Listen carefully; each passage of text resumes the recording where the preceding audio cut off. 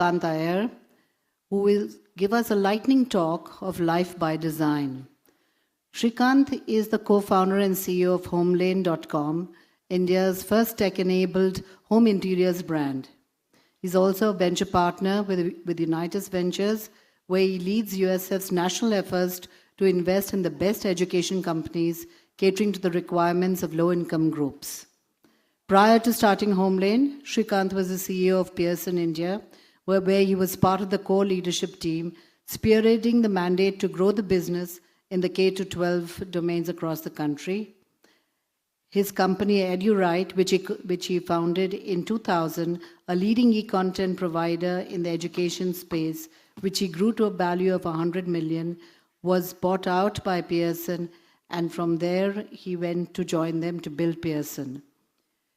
In Srikanth's own words as to why he is here today to share his journey is because he's intrigued by all that he has heard about Ghana and why a program of this sort, which is the Heartfulness program for startups, has come together. There are lots of startup events, but why this was something that he felt that he wanted to be a part of and participate is because of the mission that we have, which is in pursuit of purpose. And as part of the mission, he will be talking about life by design. Srikanth, over to you. Sorry, thanks. Yeah, hi, good afternoon. Good afternoon, everyone. I've been, very quick intro, I've been an entrepreneur for the last 31 years. I've actually run 4 businesses so far. Currently running my 4th one. Homelane is about 10 years old. We do home interiors for middle-class Indian homes mostly. I actually wanted to borrow from the last 10 years of experience at Homelane and talk a little bit about some of the things that I have learned, as the topic says, life by design.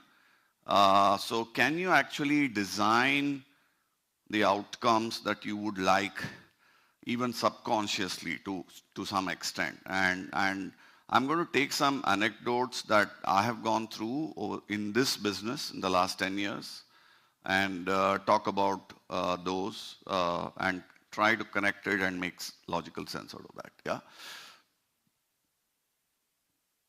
Right. So when I started Homelane in 2014, I started with a co-founder with all good intent. We kind of went and pitched to funds, raised some money, and got going. We actually had our own ups and downs, but one thing that I realized was I need to be true to only one thing in the whole ecosystem that I was working in, and that was to my business. It was not to anything else, not to anybody else. As long as I'm doing the right thing for the business, that's the only thing that I should actually be bothered about and worried about. So fast forward about 2.5 years into the business, or maybe even less than that, about 2 years into the business, I realized that probably my co-founder and I were not the right guys to run this business together. And that realization was very difficult, obviously, first of all, for me to come to terms with. But once I did come to terms with it, I needed to act and I needed to make sure that I was moving the business in the right direction. And that's where my first, obviously very, very difficult time at Homelane happened. But I was super clear that it would be even worse if I was not going to do anything about it. So the one thing that I did, I was super transparent with my co-founder. I also was as empathetic as possible. So for example, I was clear that it was not going to be me who was going to run it. It was going to be one of us who was going to run it, not It may have been him, it may have been me, but I was very clear that the combination was not working. So this was not something personal. So, and I had that one-on-one chat. And I did spend like a good 2 days only talking to him one-on-one about this and elucidating points that actually led to the fact that why this combination was not working and why it can be either him or me, not necessarily me who should be running this. So that really, really helped. Just fast forward about few months later, I can tell you that we did part ways, but it was as, I mean, these situations are never nice. They can never be happy, obviously, but it was as smooth as it can get because typically when something like this happens in a startup, what happens is that startup is pretty much written off, right? I mean, it says, okay, co-founders can't get along with each other. That's it. I mean, this is like the end. But we kind of proved, when I'm saying we, I mean my co-founder and I, and to his advantage and to mine, I made sure that he not only vested anything that he was to get till that point in time, but I went and negotiated on his behalf with my board of directors and made sure he got a far better exit than what he would have got if he had left on his own, A. B, in about 1.5 years after this happened, I also ensured that he sold every single share of his and actually made money out of the transaction much earlier than I even did. And I had promised him that I would get that done. So that empathy towards somebody whom I could not work with and that transparency really, really helped me actually set the company on the right path. Fast forward from then, I mean, obviously hindsight is 2020, but we've obviously grown far more now in terms of size. We're profitable, and this was definitely one of the decisive turning points. And more than what happened, I think I want to emphasize again on how a difficult decision like this was handled. If you actually even look at it with all the news that gets reported today, you won't find a single piece of this in the news, and that's because that's how amicable it was, as amicable as it could be. And obviously, like I said, nobody's happy about these outcomes, but there was also not too much of sadness. So that empathy and transparency really, really helped me in coming to terms with a difficult situation like this. One more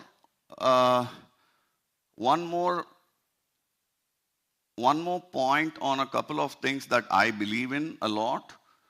Can you design their life by choice? I do think finally what you are and what the world sees you as is going to be a reflection of the choices you've made, especially if you're a founder for a well-known startup or even any startup. There are so many people looking up to you, your employees, your partners, your other ecosystem players. Now, one or two of the things that I still cannot come to terms with are, we need to practice what we preach. We preach to our employees on saying, you have to work 100% only in home lane. You cannot do any work part-time or full-time anywhere else. And we have a list of legal contracts which bind them into doing so. I'm sure everybody who runs a startup has this as in the employment contract. Anybody who doesn't have it? Right? So all of us have it. But at the same time, I just cannot understand for the life of me, and this is a little bit counterintuitive, on the fact that you have so many of the founders investing in tens and sometimes even hundreds of startups. Now, I'll give you my own example and about actual numbers. I have raised more than $100 million from venture capitalists at home lane alone. It is my fiduciary responsibility to do not 99%, or even 99.9%, but 100% of my energies should be focused on getting my investors the best exit that I can possibly give them, the best outcome that I can possibly give them.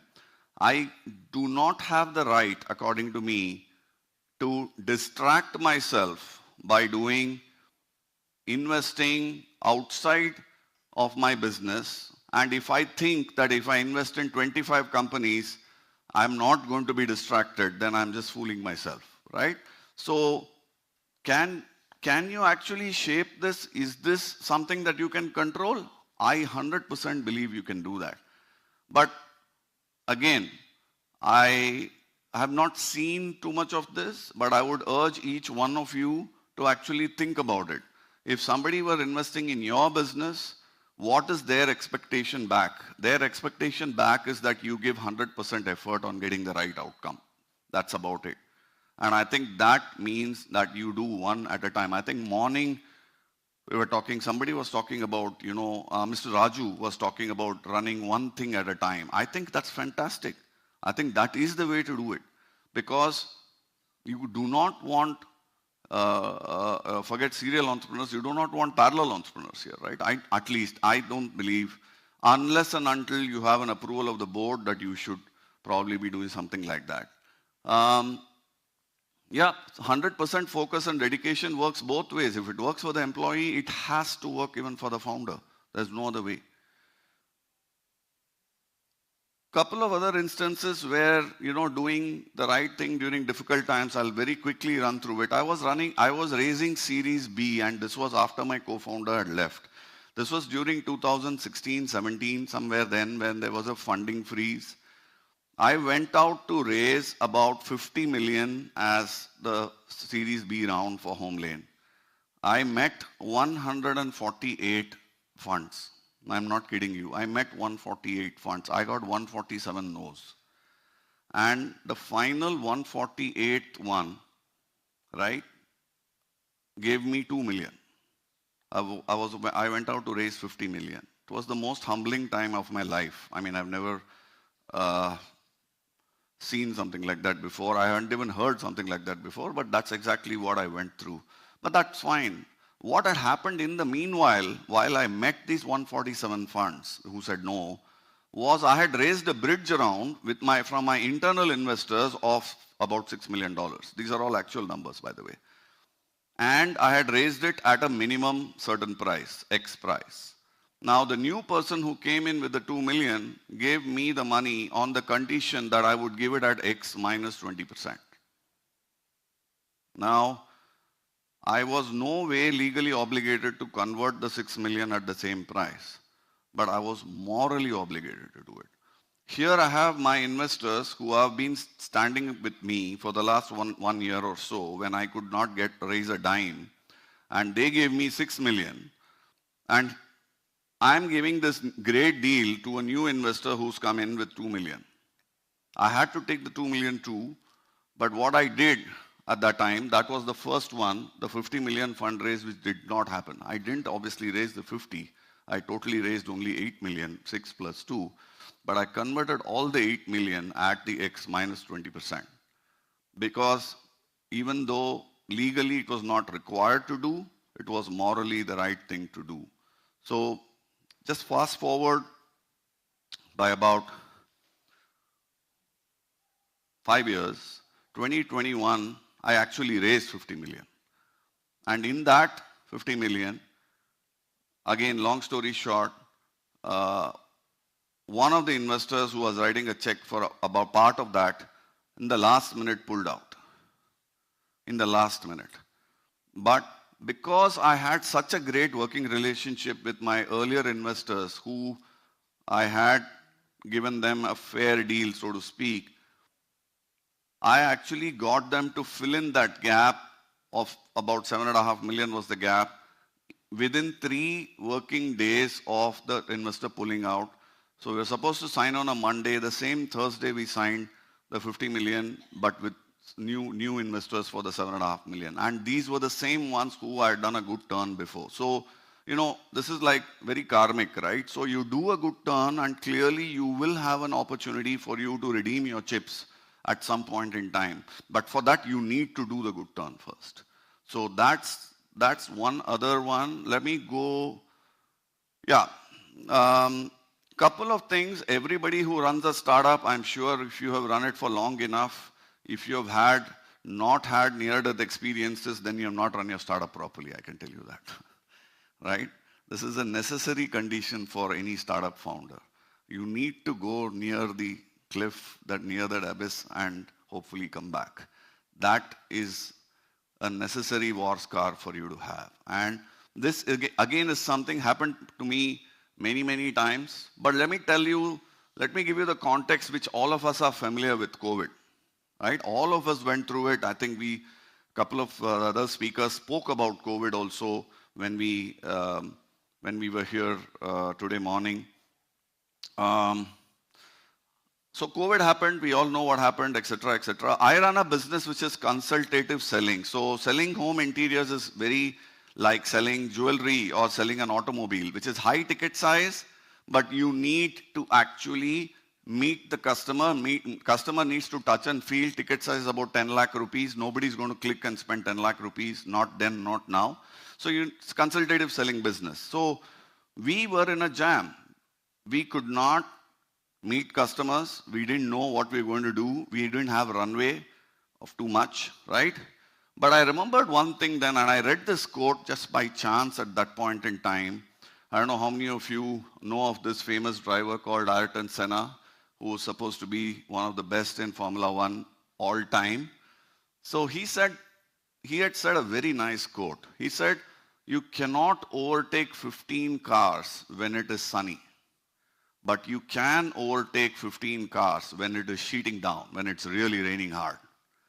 And that really caught my attention. I said, okay, I'm going to use this opportunity to actually try and make this into an advantage rather than not. We had built a software platform where we could actually meet our customers virtually. But before COVID, no customer was using that platform because they wanted to meet the designers physically, the designers and customers. But now COVID hit and nobody wanted to meet anybody anyways, right? So we kind of relaunched that, trained our designers, and really started, sorry, I'm actually now at the bottom. I'll come to the top one. I kind of missed that. But trained our designers and went out to business on April 1st. So for those who remember, March 22nd, 2020, Modi ji announced lockdown, right? And for April 1st, we were out there selling. What was the logic? Nobody can move out of their house even to buy a packet of milk. They all have a lot of time. Why not use this time to design your house sitting at home rather than doing nothing? So we made an easy buying policy which made them take the decision very easily. And the net result was, during lockdown, the two lockdowns that we had for the first wave and then for the Delta wave, we did 150 crores worth of business without meeting a single soul physically. And that happened in a business which is very much a consultative selling business. I mean, you can check how many cars were sold, how much of jewelry was sold during this time. It would be mostly close to zero. But we actually did about 150 crores of business without meeting a single soul. And that was only because we were ready with the platform, but more importantly, with the attitude that we want to use this time to actually go ahead and overtake those 15 cars, which we probably did. We were the only company in COVID which didn't have a degrowth year. We grew 16% in FY21 and we grew 60% in FY22, whereas most companies in our space actually had a degrowth year. Okay, so again, what else do you do to manage this, right? I'm sure you've heard of stories of people cutting jobs, which we did, cutting salaries, which we did, took own salary cuts, which we did. But we also did something a little bit more. My whole theory for this was COVID is too much of a weight to be carried by either just management or by investors or by employees or by vendors. Everybody needs to kind of carry a little bit more of it. So I shut down all our offices because we didn't need physical offices. I'm sure a lot of us did that. I went to my investors. The one extra thing that I did was I went to my investors and I told them, I'm not taking a salary, nor is my team taking a salary for the next 1 year. I don't want them to do it for free. We had just raised around at around 100 million valuation just before COVID. I said I want 3% of the company to be given as ESOP for about 6 crores of salaries which I'm saving. So I got them, about 10 crores of salaries which I'm saving. So I got them to dilute for about 20 crores, gave it away as ESOP in return for cash. And that really, really helped us because after COVID, we raised around for about 3 times, about 300 million, and every single person who had actually contributed to cash saving got about 6 times what they had actually contributed. So it was a very much a win-win-win situation for investors. For investors, the story that I told them was very simple. It looks like we won't get out of this alive. If we get out of this alive, 3% is a small price for you to pay. If we don't get out of this alive, it does not matter anyway. And to the employees, I told them that, this is a one-time opportunity for you to maybe triple your money, and they actually made 6 times. Maybe triple your money. Why would you not take it? And so few guiding principles on this when COVID hit us. And so some of the war stories from my end for Homelane in the last 10 years. Yeah, thank you very much. I think I'm pretty much done on time.